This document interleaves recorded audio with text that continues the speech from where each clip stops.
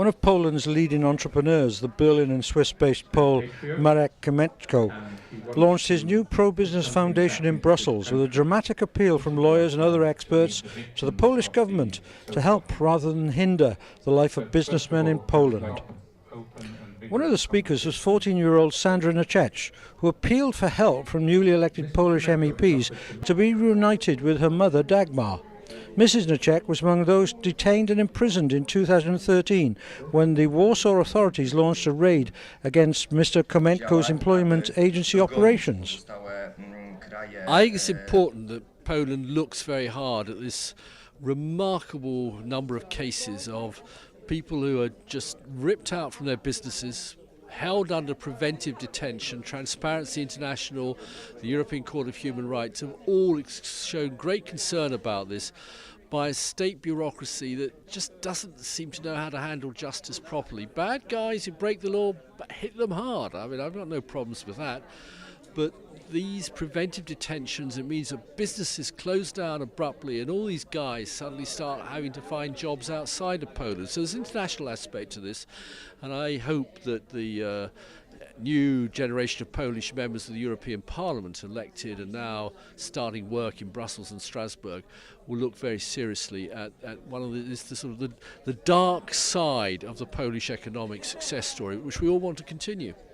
Is this something that the Commission or the Parliament or even individual governments should be addressing, or is it just the Polish government?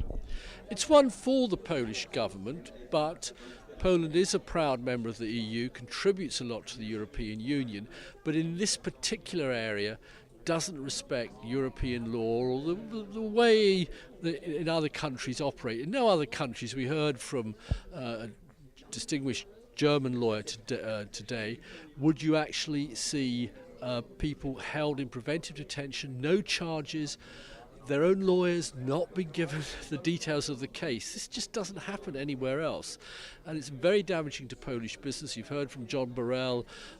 He's written a whole book about it, for heaven's sake. There's a film made about it. The president of Poland, Mr. Komorowski, has said everybody should go and see this film, but it still goes on. So this is a kind of a cry of help to the Polish state to look at this preventive detention of businessmen and to find a different way of doing things that's in conformity with EU normal legal practices for businesses. Another speaker was John Borrell, author of The White Lake, a book based on his own experience of fighting with corrupt officials in northeast Poland. The book is about my fight over 20 years with the local Układ, I suppose cabal would be the right word, of fairly corrupt local officials whose roots were in the communist era and who continue to hold power, especially in rural areas where I built my businesses over the years. What would your advice be to anybody seeking to open a business in Poland? Well, I think in general it's relatively easy now, and if you're opening a business in a big city, I think it's increasingly easy, and I think it's an increasingly transparent thing to do. And it's also, you can do it a lot faster. I think when you get out into country areas, small towns, small cities, it becomes a lot more difficult then, because the cabals in these places are still unreformed. Is there hope that they will become reformed? It's slowly happening. I mean, my fight through my own newspaper has, I'm sure, improved the local political culture. It'll never completely change anything, but lots of people are making stands against the lack of transparency and lots of public and official businesses dealings.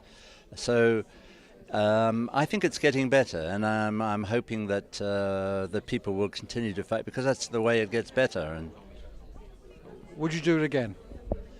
Well, yes, I would, because people often ask me this, and I think the reason that I would do is that I stood there and I fought against it rather than going. I was tempted just to say this is impossible and to leave at many stages, but I stayed there and I fought, and I have to say the legal system ultimately helped me to win. So yes, simple answer, I would do it again.